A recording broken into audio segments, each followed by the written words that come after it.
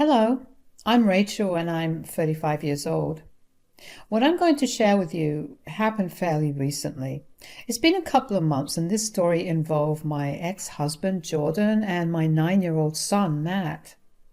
We were your picture-perfect family. Jordan and I had a very loving and fulfilling relationship. Matt was a charming and very sweet child who we made sure we doted on at all times. Even our careers were going great. Jordan worked with computer software that allowed him to work from home whenever he wanted, and I was an architect. Being an architect meant that I have a lot of field trips that I need to make to study the land and the environment to determine how to design buildings and other infrastructure. This incident revolved around one such trip that I had to make. I had to visit a site 2 towns over for a huge work project. It was pretty far away, and that meant that there was no way I could commute back and forth every day. That only meant that I had to go stay there for however long was needed, although I was pretty sure it would at most be a week long. I needed to get things arranged for Jordan and Matt before I left, though, and even before that, I needed to tell Jordan to take proper care of Matt. Jordan had pretty bad ADHD and often forgot to do a lot of things, including taking care of himself. I was very sympathetic to his case, and he has always made an honest effort to work around his mental illness. The both of us came up with a way to get him to remember to do things, and that was to set detailed reminders throughout the day so that he could do the things he was supposed to do. That night, after I put Matt to bed, I told Jordan about my upcoming trip. I have another site visit coming up soon. Oh, when will that happen? It's happening next week, and it'll be about a week-long trip. All right, and who's taking care of Matt? What do you mean? As in, are we taking any measures to have someone look after him? Yes, it's going to be you, his father. Oh, I don't know about that. What? Why? You know how I can barely take care of myself, and now you want me to be alone with Matt? What's with this sudden reasoning? You've been alone with Matt many times before, and it has never been a problem. Well, I've always had either one of our moms also there to help me out. We can't rely on them forever. Plus, Matt is old enough to not get himself in trouble. You just need to feed him, bathe him, get him to school, and make sure he does his homework. That sounds like a lot of work. Yeah, well, welcome to parenthood. Are you sure we can't ask your mom to help out? My mom is a definite no-go. She and Dad are going to Italy tomorrow, and your mom's not well enough to look after Matt and you. What about a babysitter or nanny? I am not putting my child in the hands of a stranger because you refuse to try to be a good dad. I am being a good dad. I know the things that I struggle with, and I know that I could hurt him. Don't worry about that. We'll set up reminders on your phone, and I'll call you to remind you about what needs to be done. All right, whatever. I'm tired. Let's just go to sleep. I was really confused about why Jordan was so adamant about having someone else look after Matt. Matt was a very well-behaved child. I taught very early on how to take care of himself if he ever needed it, considering Jordan's ADHD. All Jordan had to do was monitor Matt at worst. I felt uneasy about it for the rest of the week. Something in my gut kept telling me that something was going to go wrong. It didn't help that Jordan barely spoke to me that week unless it was absolutely necessary for him to do so. I tried to ease my fears by, in a way, foolproofing my trip away from home. I bought a boatload of groceries, enough to last us a month. I made multiple reminders for Jordan, and I even set up reminders on Matt's iPad so he was aware of what needed to be done. I set up a checklist for what meals were to be eaten on what day, along with the recipes for the meals on the fridge. I even went as far as planning both Jordan and Matt's clothes for the week so they didn't have to worry about anything. The anxiety never went away, but there was nothing else I could do. Eventually, the day of my trip came and I got ready to leave. I hugged Matt goodbye and told him to reach out to me whenever he needed me. I turned to Jordan and told him about all the measures I'd taken to make his life easier while I was away and asked him to just go through the routine that I had set up. Jordan assured me that everything would be fine. I then set out for my trip. I tried my best to calm my anxiety and reminded myself that Jordan had done this before and was a good father. Once I got to the site, I got busy pretty quickly. I didn't have any time to check in on Jordan and Matt until I returned to my hotel room late in the evening. I called Jordan up at about 9 p.m. "Hey, Jordan, how's everything going?" "It's going great. How's the journey?" "Exhausting. I was on my feet for the whole day. I just got back to my room. I'm sorry I couldn't call you throughout the day like I promised." "It's okay. You set up enough reminders for me to even think of forgetting." "I just want both my boys safe, you know?" Yes. Thanks for all the things you did, although it does feel kind of insulting, you know." "It does? I'm sorry.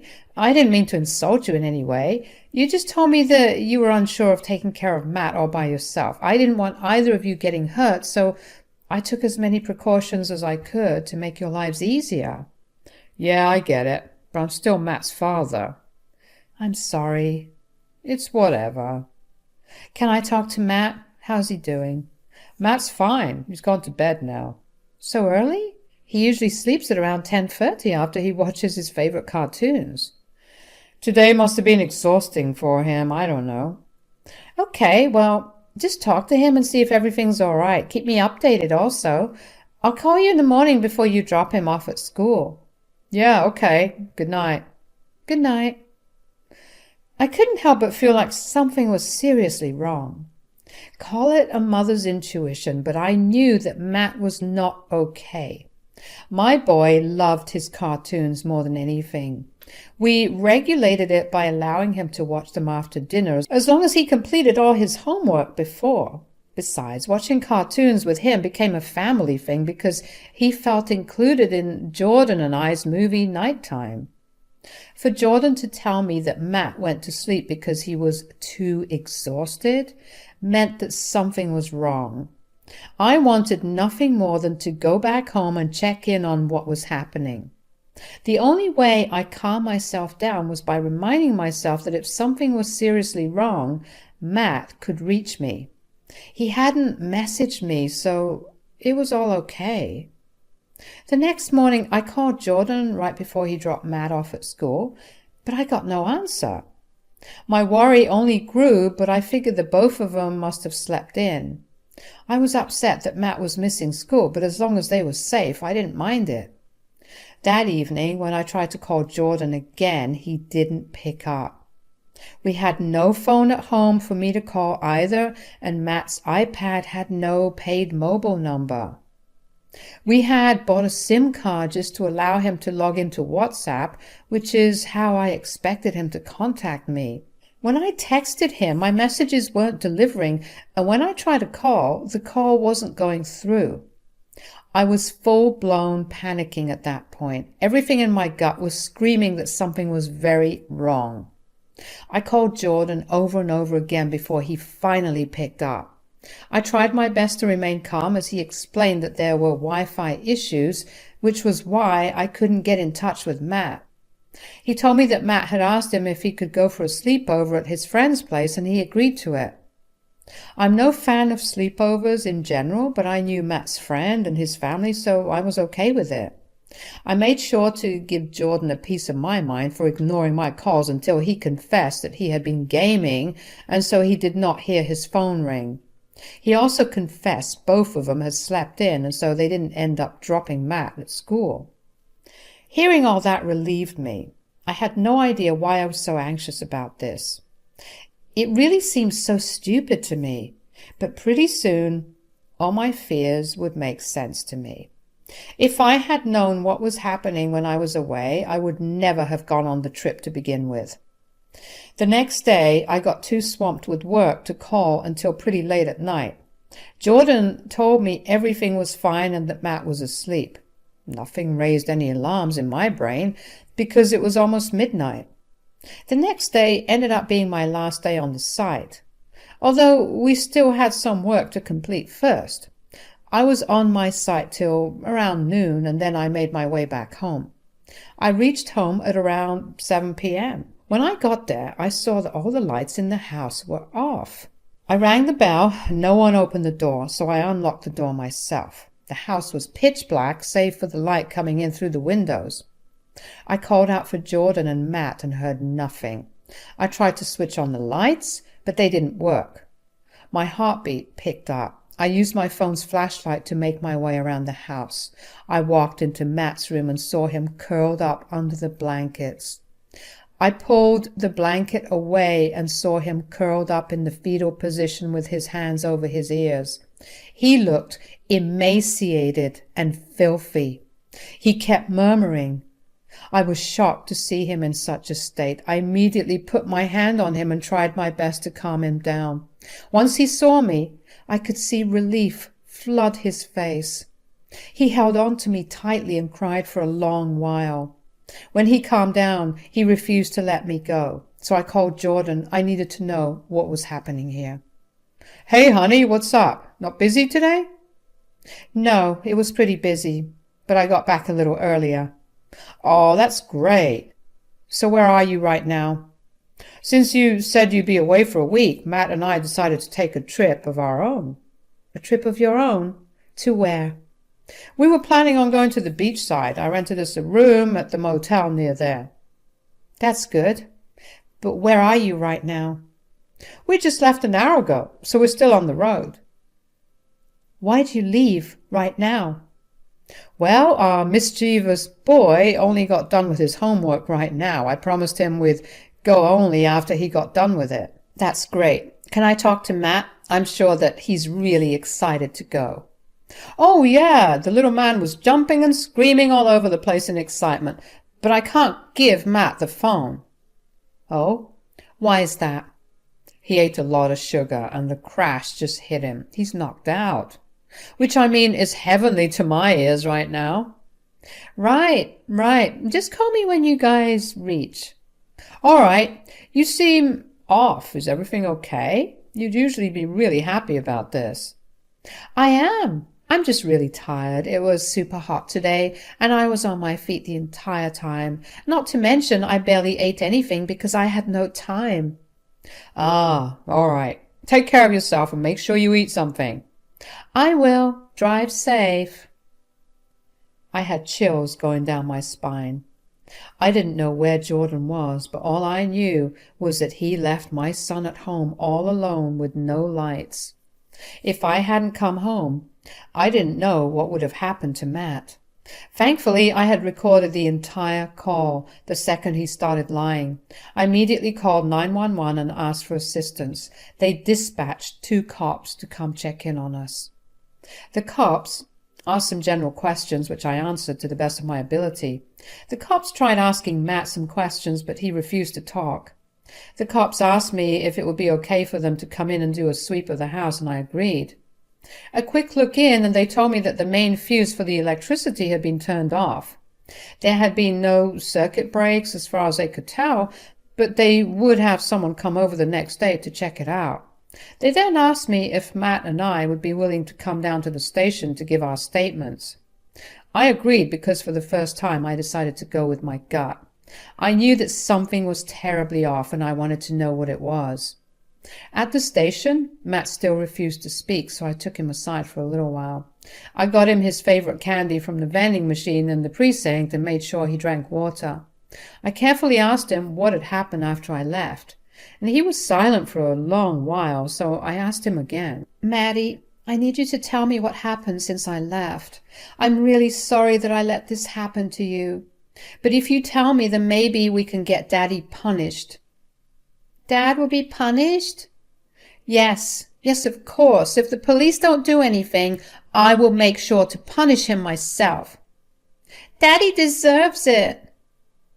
Why? Why does Daddy deserve it? Daddy left me. Yes, I know, and he's a horrible, horrible man for doing that to you. When did he leave you?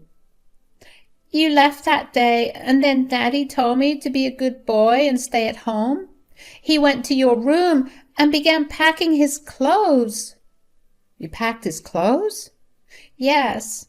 He told me not to tell you anything. I told him that I would tell you if you asked. Then he got red. His face got angry. I got so scared, Mommy. My poor sweet child. I'm so sorry that happened. Did Daddy hurt you? No, but he went and switched a bunch of switches off and then pulled the big handle in the electricity box. He told me there was food in the fridge and that he would be back in 5 days. What? You were alone at home for 5 days? It was so scary, Mommy. So scary. I tried my best to be a good boy, I promise. Oh, honey, you were the sweetest and best boy. Did Daddy tell you where he was going? No, he didn't say anything. Okay, well, honey, you're safe now. Mommy's here, and she will never let anything like this happen to you ever again, okay? I need you to do me one small favor now. Will you be able to do it? What is it? I need you to tell the police everything you just told me. If you do, they can make sure that Daddy will get punished. Okay, I will do that. I was horrified. My heart ached for Matt. I could not even begin to imagine how scary it must have been for Matt to be locked in at home without any electricity. How cruel was Jordan for him to leave Matt at home without even electricity? And what had Jordan gone to do that was more important than his own son? The longer I thought about it, the bigger my rage grew. The cops took down my son's statement and took some pictures of him as proof. They also sent some officers back to our house to take pictures of the rooms, and on an emergency basis got someone to check the circuits in our house. There was no faulty wiring, so that meant that there wasn't any power trip. A quick check into our electricity bills showed that for the past 4 days, there had been no electricity used. I asked the cops to look into Jordan's whereabouts immediately because this was not something I was going to let go of. I asked them to get my son the justice he deserved for having endured the past 5 days. The cops assured me that they would bring Jordan in because what he did was considered child neglect and abandonment. In the state we lived in, it was considered a felony. We had ample proof of Jordan's crime, which meant that there was a high chance of him being convicted. They advised me to not go back in case Jordan came back and tried to harm us. I immediately called my best friend, Kylie, up and asked her if Matt and I could crash with her for the night. She sensed the urgency in my voice and agreed without question. When I got there, she took one look at Matt and looked very alarmed. But I told her that I needed to get Matt bathed and comfortable first. She quietly let me do what I had to do, and once I managed to put Matt to bed, I told her about everything that had happened. Needless to say, she was really angry and disgusted with Jordan. She wanted to call him up and yell at him for treating Matt that way, but we knew better than to do that. The cops specifically warned me not to go off with Matt and to go about doing my usual routine with him. If he suspected anything was off, then he might just take off. Following my usual routine meant calling him the next morning pretending to want to talk to Matt and know more about the trip they were on. Even though I really didn't want to do it, I needed to get justice for Matt. Not to mention, I wanted to be there to see him fall. So the next morning, I called off from work and called Jordan at the usual time I would every morning. Jordan greeted me cheerily, and I wanted to do nothing more than punch his teeth out. But I kept with my pretense. He told me that he and Matt were set to leave by noon, so they were planning on having as much fun as they could before it. He also mentioned how he missed me on the trip and that he wanted to do it, but with me only next time. Let me tell you, it took every ounce of self-control in me to not lash out at him at that moment. I ended the call pretty soon after I told him that I had to go to work. I alerted the cops about the information I had, and they told me that they were posted at our house waiting for him. They assured me that as soon as Jordan entered the lane that went towards our house, he'd have one cop car behind him, one right in front of the house that would effectively block any attempt he made to run.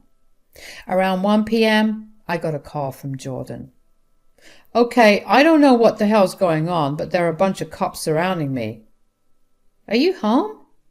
"Yes, but technically, no, I'm in the car. They're asking me to get out, but I don't know why." "Get out of the car." "What? Why? Why aren't you more concerned? Are you really trying to act like you don't know what you did wrong?" "No, what did I do?" "Well, let me enlighten you. I came back home yesterday to my son cowering in our pitch-black home, looking starved and scared for his life. He didn't speak to me for a solid 2 hours, and when he finally did, you know what he told me? That you left him there after I left for my trip. Not only did you do that, but you also purposely switched off the electricity, effectively cutting off every form of communication he had." "So you call the cops on me?" "Why wouldn't I? Do you feel no remorse? What did you even have to do? The kid was fine. It was just a few days." "Yes, a few days locked in with no heating or AC or any way to take his mind off of things. Just surrender. You're going to jail, and there's nothing you could say that will change that. I will make sure of it." Things after that got pretty messy.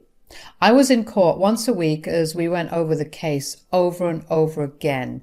Jordan's lawyers kept trying to defend him, but the cops that had been looking over our case tried their very best to find any shred of evidence of his whereabouts and what he was doing. And then they found out that he was in another state, going to various parties, and was even spotted on multiple CCTVs making out with a variety of other women. Needless to say, Jordan had no defense after that. He was sentenced to 10 years of jail time, and let me tell you, there was nothing more satisfying than getting justice. I'm so grateful to the cops who worked tirelessly to help Matt and me out. I immediately filed for a divorce from Jordan and was quickly granted it. Matt and I are slowly moving on from everything. The very first thing I did was sell our house.